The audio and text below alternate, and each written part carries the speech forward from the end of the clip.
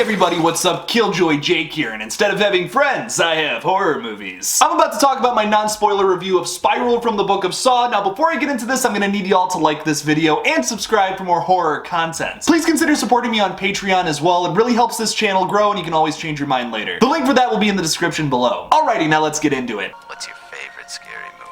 Well, I'm Pennywise the dancing clown. Oh, no, not the beast! Not the beast! You son of a... God, don't do that. But sometimes that is better. So I'm just gonna be straight up with you here. I'm just gonna kind of do this free form. I was a little disappointed by Spiral. There is a lot of really strong things about this movie though. With that being said, like all of the traps, every single one of them is like even more brutal than the last. They're great. If you're going to this movie to see like really disgusting gore and people get killed in insanely creative and disturbing ways, you're gonna love this movie. You're gonna be very satisfied. And if that's all you want out of a Saw film, great. Like that's fantastic.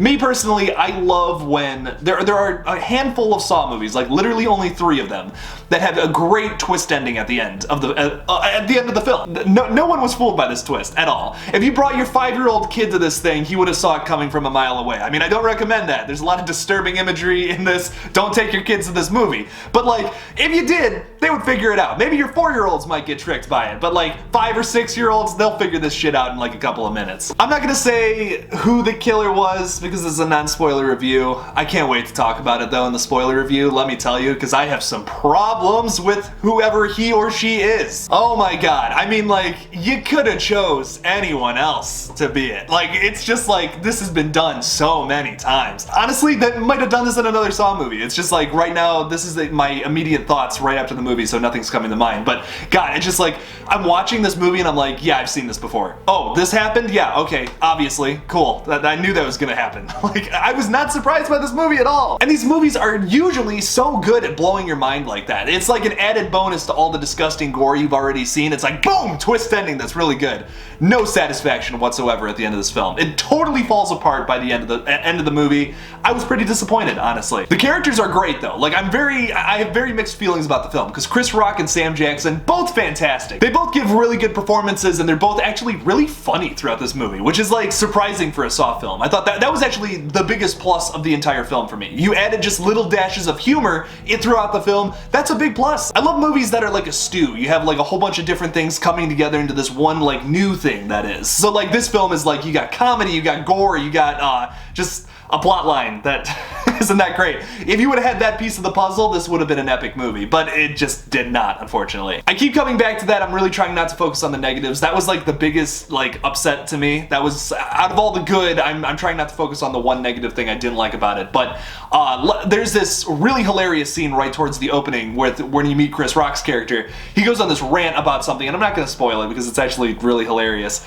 And it's so funny. Like, it's hilarious. It's very true. He talks about another movie, not a horror film whatsoever, and a bunch of problems with that movie and like his complaints about it. It's really funny. It still sticks out to me even after seeing like the entire movie. That was something that was super hilarious. Sam Jackson does say MFer a couple of times, so like that was very satisfying, of course. I mean, how could you have him in a movie nowadays and not have him do that? He actually says, "You want to play a game, mother effer?" That was great. I was so satisfied by that. That was that's a lot of fun. And you know, I remember saying originally when I first saw the trailer that I did not like the killer's voice.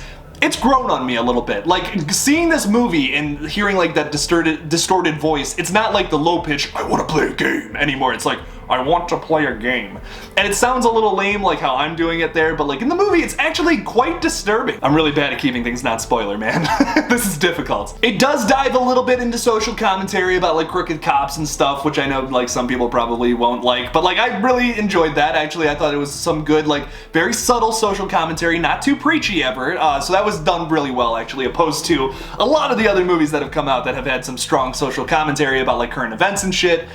This film does it really well. I will say that. There was more positives than negatives, but there's just a really big negative with the twist ending. No one's gonna leave this movie and be like, yeah, that twist was awesome, so original. Not a single person. I usually, when I review a movie like this, I try to sit in the theater and just like, maybe this is a little creepy, but I try to listen to what everyone else is saying around me about the movie. And that was pretty much the general consensus. Like, everyone was like, yeah, I liked it, just the ending wasn't very good.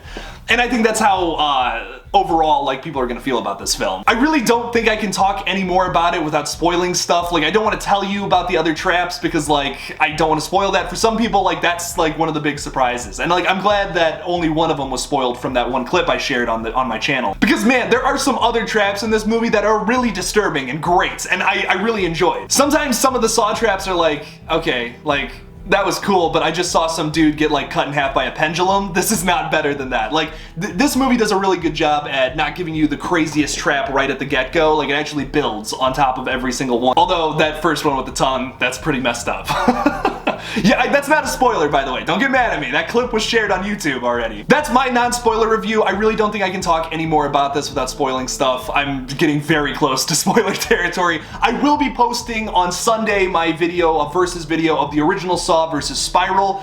Patrons will be able to see that a day early, of course, if you support me at the Freddy tier or above. So make sure to check that out. Once again, that link is in the description below. What did you guys think of Spiral, though? Did you see it? Maybe you're just checking out my non-spoiler review because I haven't posted my Sunday video yet. Leave me something about it in the comments below. Thank you all so much for watching my new video on Spiral from the Book of Saw. It's a little emotional because this is the second to last one I'll be posting about it, tearing up a little bit. Don't forget to like this video and subscribe for more horror content. Follow me on Twitter, Instagram, and TikTok. Just look up KillJoy Jake and I'll come up. Check out my second channel, Movie Smoothie, where I review everything that isn't horror. I'm going to be covering all the new episodes of Rick and Morty on that channel of season 5 that comes out this summer. Super pumped for that. Make sure to check that out and subscribe. And as always, don't forget to kill it out there, y'all.